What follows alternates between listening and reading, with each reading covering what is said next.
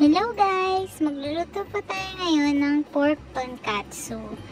Pork steak po yung name nito. Nabili ko sa grocery. Pupunasan lang po natin yung mga excess na water dun sa pork steak natin or sa meat na gagamitin po natin. Gagamitan po natin to ng pampukpok or pang tenderizer. Balutan muna po natin ng plastic para maiwasan yung pagtalsik ng water o yung mga laman-laman po niya kapag pinupukpok natin. Makakatulong po to para ma-flatten yung meat at mas lumaki pa po siya at lumambot yung meat po natin pag finry na natin. Maghahanda lang po tayo ng 2 egg, harina, tsaka breadcrumbs.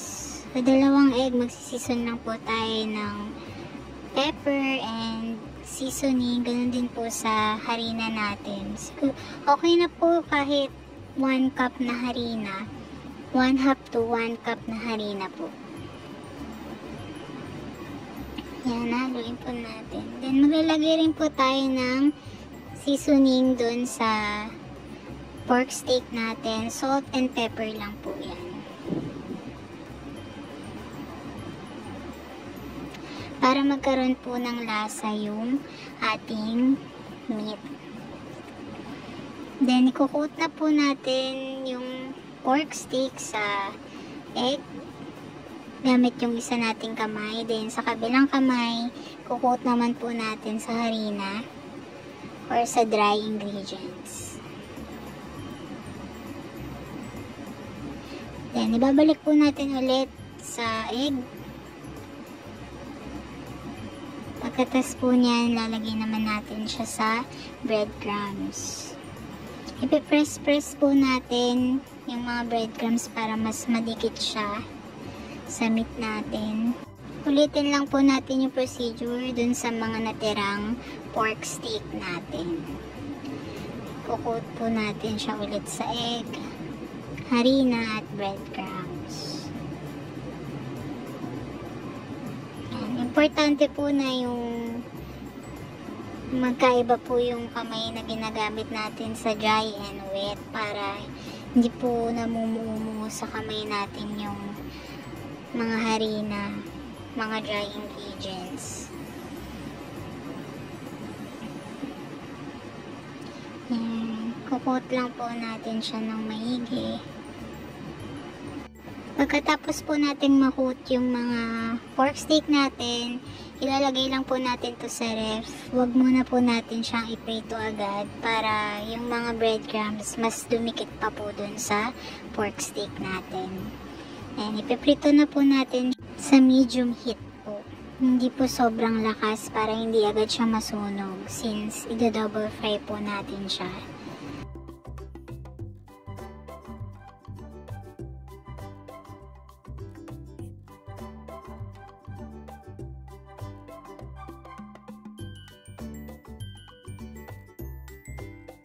Pag ganyan na po yung color niya, okay na po yan. Set aside muna po natin. Then, magpiprito po tayo ulit ng panibago. I-double fry pa po natin yan hanggang sa mag-golden brown.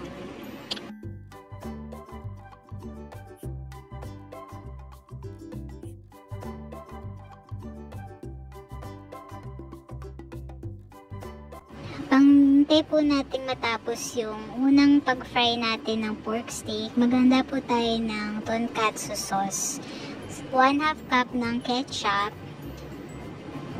1 tablespoon ng oyster sauce, 3 tablespoon ng Worcestershire sauce, 1 tablespoon ng soy sauce, 3 tablespoon ng sugar.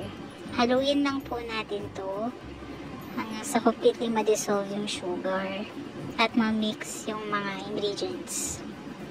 Tikman din po natin kung kulang pa. Diyan po nag-add pa ako ng Worcestershire. So, a total of 3 tablespoon nga po siya. Then, 2 tablespoon ng water para lang po hindi sobrang lapot ng sauce natin. Going back po dun sa tonkatsu natin, i-double fry lang po natin sila Okay lang po kahit magkakadikit na po to dahil nasa pagdo-double fry naman na po tayo. Pag ganyan na po na golden brown na siya, pwede na po nating hanguin. Babalik naman po tayo sa pagluto ng tonkatsu sauce. Magtutunaw lang po tayo ng margarine or butter, 1 tablespoon. Tsaka po natin ilalagay yung mixture ng tonkatsu sauce. Okay lang naman po kahit hindi na natin lutuin to. Pero mas preferred ko po yung lalagyan pa siya ng butter para mas creamy po yung lasa niya. Then same pan, magtunaw po tayo ulit ng 1 tablespoon ng butter or margarine. Gagawa naman po tayo ng mixed veggies. Magsusote lang po tayo ng garlic, onion, carrots, and repolyo po. Or kung ano po yung preferred nyo na vegetable para sa side dish po natin sa tonkatsu.